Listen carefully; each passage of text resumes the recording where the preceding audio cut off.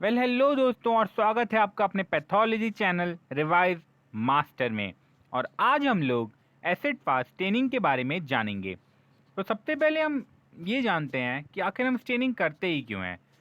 तो हम ना जब माइक्रोस्कोप के नीचे बैक्टीरिया क्या किसी और माइक्रो ऑर्गेनिज्म को देख रहे होते हैं, तब वहाँ पे हमें उनका क्लियर क्लियर स्ट्रक्चर नहीं नज़र आता है, क्योंकि वो बहुत ज़्यादा लाइट कलर के होते हैं, तो क्लियर कंट्रास्ट नहीं होता है वहाँ पे। तो इसलिए हम क्या कर देते हैं, हम उनके ऊपर एक तरीके से स्टेन कर देते हैं, यानी कि उनके ऊपर कुछ कलर डाल देते हैं, जिससे कि वो माइक्रोस्कोप के अंदर में हमें क्लियरली दिखाई देने लगे। और इससे हम उनके डिफरेंट डिफरेंट स्ट्रक्चर्स को हम डिफ्रेंशिएट कर पाते हैं ईजिली। उन सारे टाइप्स की स्टेनिंग में से एक एसिड फास्ट टाइप स्टेनिंग भी होती है। तो चलिए इसके बारे में जानते हैं। सबसे पहले एसिड फास्ट स्टेनिंग को पॉल अल रिच ने इन्वेंट किया था। फिर जील और नेल्सन नाम के दो साइंटिस्ट थे जिन्होंने इसको मॉडिफाई किया। So this method is also called Ziehl and Neelsen staining technique. तो इसी वजह से, क्योंकि जील और नेल्सन ने इसको मॉडिफाई किया था, इसलिए हम इसे जील नेल्सन स्टेनिंग भी कहते हैं या जेड एन स्टेनिंग भी कहते हैं। In 1883, Nelson in 1883 used Zeal's carbon and heat then decolorized with an acid alcohol and counter stained with methylene blue. The Zeal-Nelson staining technique was developed. इस तरीके से जील और नेल्सन टेक्निक का development हुआ था। जब नेल्सन ने जील्स के कार्बल फुस्चिंग का यूज़ करके और उसे हीट करने के बाद में डीकलराइजर के साथ एसिड अल्कोहल की मदद से डीकलराइज किया बैक्टीरिया को और फिर उसको स्टेन कर दिया मेथिलीन ब्लू से, तो जील और नेल्सन स्टेनिंग टेक्निक का डेवलपमेंट हो गया। और अब इसकी एम क्या होती है एसिड फास्ट स्टेनिंग की? तो हम acid fast group of microorganism और non acid fast group of microorganism के बीच में जब हमें डिफ्रेंशिएट करना होता है, तब हम एसिड फास्ट स्टेनिंग का यूज़ करते हैं। This method is use for those micro organism which are not staining by simple or gram staining method. Particularly, the member of genus Mycobacterium are resistant and can only be visualized by acid fast staining. तो basically हम जब gram staining से या normal staining method से micro organism को differentiate नहीं कर पा रहे हैं या देख नहीं पा रहे हैं, तब हम एसिड फास्ट स्टेनिंग का इस्तेमाल करते हैं। और मेनली माइकोबैक्टीरियम के लिए ही एसिड फास्ट स्टेनिंग का यूज़ किया जाता है। और भी बैक्टीरियाज हो जाते हैं, जैसे नोकार्डिया हो गया। और इसका प्रिंसिपल क्या है अब एसिड फास्ट स्टेनिंग का? तो when the smear is stained with carbol fuchsin, it solubilizes the liquidal lipodial material in the present in the mycobacterial cell wall, but by the application of heat, carbal fusion further penetrates through the lipodial wall and enters into cytoplasm.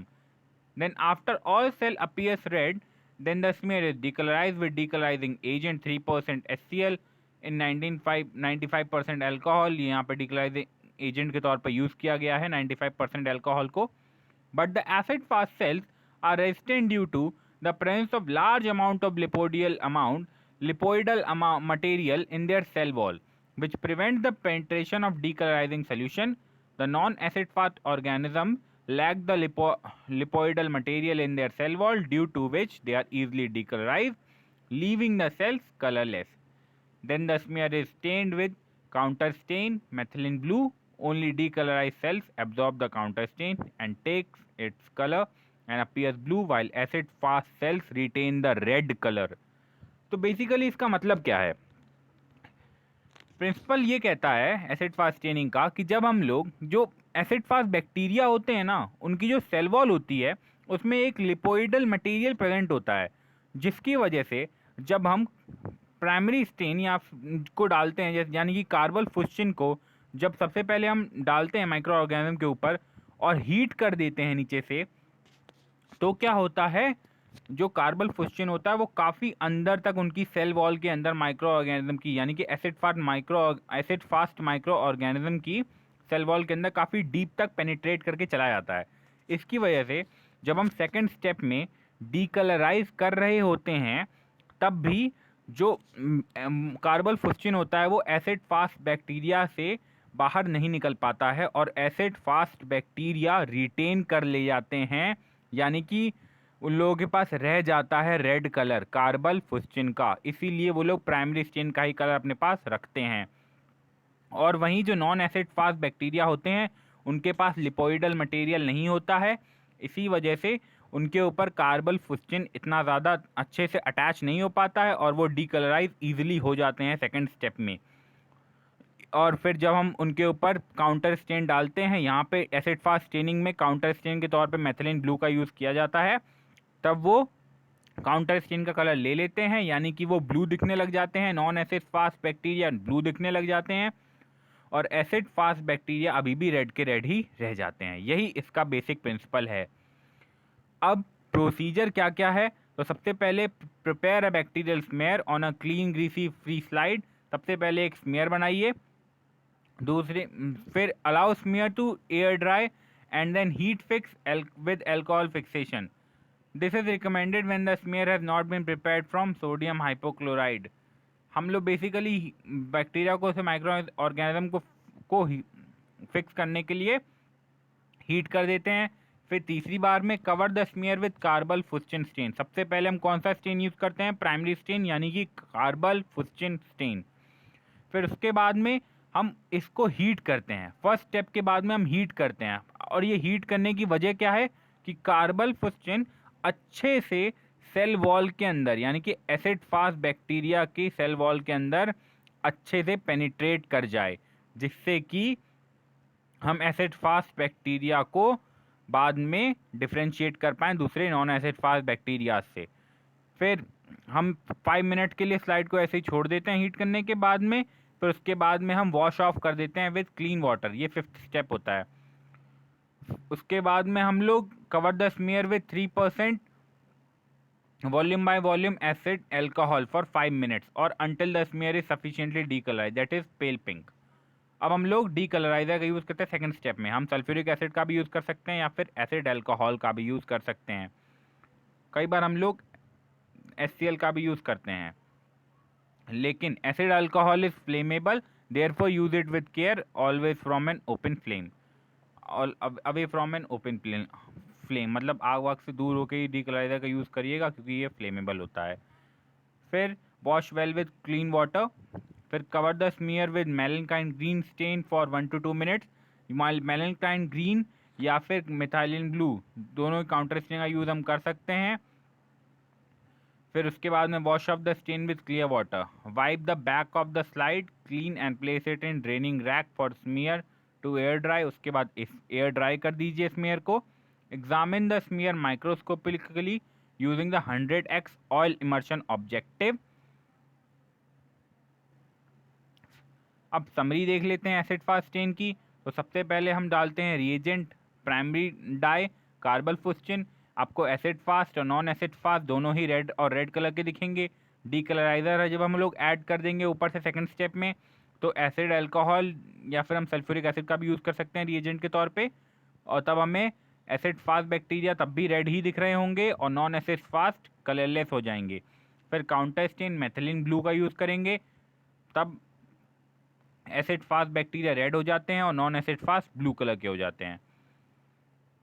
ये है basically एक slide की photo है कि हमें कैसे दिखेंगे acid fast और नॉन एसिड फास्ट बैक्टीरिया। तो जो रेड कलर के हैं वो एसिड फास्ट हैं और जो ब्लू कलर के हैं वो नॉन एसिड फास्ट बैक्टीरिया हैं। फिर एग्जांपल्स क्या क्या हो गए एसिड फास्ट बैक्टीरिया के। एसिड फास्ट में mycobacterium tuberculosis, mycobacterium smegmatis. Non mycobacterial bacteria में कौन कौन हो जाएगा, नोकार्डिया और क्रिप्टोस्पोरिडियम। फिर उसके बाद में मॉडिफिकेशंस क्या है एसिड फास्ट स्टेनिंग की। मॉडिफिकेशंस में वैसे तो 2 तरीके की मॉडिफिकेशन होती है, एक फ्लोरेसेंट मेथड और एक किन्यून्स मेथड। तो हम लोग जो नॉर्मल रेडन स्टेनिंग का जो मेथड होता है ना, हम उसको हॉट मेथड कहते हैं, और जो किन्यून्स मेथड है यानी कि जो मॉडिफिकेशन है रेडन स्टेनिंग की, उसको हम लोग कोल्ड मेथड कहते हैं। याद रखिएगा कोल्ड मेथड कौन है, किन्यून मेथड, और रेडन स्टेनिंग हॉट मेथड है। तो किन्यूज मेथड में हम लोग क्या करते हैं, यहाँ पे बेसिकली वही 3 स्टेप्स होते हैं। सबसे पहले प्राइमरी डाई कार्बल फस्चिन, फिर डीकलराइजर और फिर मेथिलीन ब्लू का यूज़ किया जाता है। कुछ ज़्यादा चेंजेस नहीं होते, बस इसे कोल्ड मेथड इसलिए कहते हैं कि जब हम नॉर्मल रेडेंस स्टेनिंग कर रहे थे तब हम फर्स्ट स्टेप में कार्बल फुस्चिन को ऐड करने के बाद स्मीयर के ऊपर हम लोग उसे हीट कर रहे थे, बट यहाँ पे हीट नहीं किया जाता है। बेसिकली सबसे बड़ा यही फ़र्क होता है किन्यूज की मॉडिफिकेशन में, यानी कि रेडेंस स्टेनिंग की मॉडिफिकेशन में और नॉर्मल रेडेंस स्टेनिंग में, कि हम फर्स्ट स्टेप यानी कार्बल फुस्चिन ऐड करने के बाद इसे हीट नहीं करते हैं। और बेसिकली हम यहाँ हीट ना करने की बजाय हम यहाँ पे जो कॉन्सेंट्रेशन होता है कार्बल फुस्चिन का वो ज़्यादा कर देते हैं, यानी कि हम ज़्यादा कार्बल फुस्चिन ऐड करते हैं। और टाइम की ड्यूरेशन, यानी कि वहाँ पे हम नॉर्मल रेडेंस स्टेनिंग में 5 ही मिनट के लिए रख रहे थे, पर यहाँ पे हम लोग 20 से 30 मिनट्स के लिए भी रख देते हैं। तो किन्यूज मेथड को जोसेफ जे किन्यून ने इन्वेंट किया था। इसमें बेसिकली आइए इसकी समरी देखते हैं। एप्लीकेशन में primary dye carbol fuchsin, acid fast red दिखेगा, नॉन एसिड फास्ट रेड ही दिखेगा, decolouriser acid alcohol red, colourless counterstain methylene blue red and blue. बिल्कुल वही स्टेप्स होते हैं, बस ड्यूरेशन और कॉन्सेंट्रेशन बढ़ जाता है। वहाँ पे हम लोग कार्बल फुस्चिन 5 मिनट के लिए रखते थे नॉर्मल रेडनेस स्टेनिंग में, यहाँ पे 20 मिनट्स के लिए रख रहे हैं। वहाँ पे हम लोग डीकलराइज ज़्यादा टाइम के लिए करते थे, 5 मिनट के लिए नॉर्मल रेडनेस स्टेनिंग में, बट यहाँ पे सिर्फ 3 से 5 सेकंड के लिए ही की जाती है। और हम लोग मेथिलीन ब्लू में भी सिर्फ 30 सेकंड्स के लिए ही रखते हैं। बेसिकली आपको ये डिफरेंस याद रखने हैं रेडनेस स्टेनिंग की मॉडिफिकेशन और नॉर्मल रेडनेस स्टेनिंग में। The Kinyoun method can be modified as weak acid fast stain, which uses 5% sulfuric acid instead of hydrochloric acid. The weak acid fast stain, in addition to staining mycobacteria, will stain organisms that are not able to maintain the carbon fuscin after decolorizing with HCl. ये किन्यून method की slide है। फिर हम देख लेते हैं different amount of decolouriser for different acid fast bacteria. ये basically ये बहुत इंपॉर्टेंट क्वेश्चन है और ये कई बार पूछ लिया जाता है नॉर्मल रेडिंग स्टेनिंग के लिए भी, नॉर्मल रेडिंग स्टेनिंग के लिए, कि एसिड फास्ट ऑर्गेनिज्म में कौन से एसिड फास्ट ऑर्गेनिज्म में कितना सल्फ्यूरिक एसिड या डीकलराइजर का अमाउंट ऐड किया जा रहा है। तो माइकोबैक्टीरियम ट्यूबरकुलोसिस के लिए हम लोग 25% सल्फ्यूरिक एसिड का डीकलराइजर यूज़ करते हैं, माइकोबैक्टीरियम लेप्री में 5% सल्फ्यूरिक एसिड और नोकार्डिया में 1% एंड बैक्टीरियल स्पोर्ट्स में 0.25 से 0.5%। Well, thank you so much. आपसे मिलेंगे नए टॉपिक के साथ।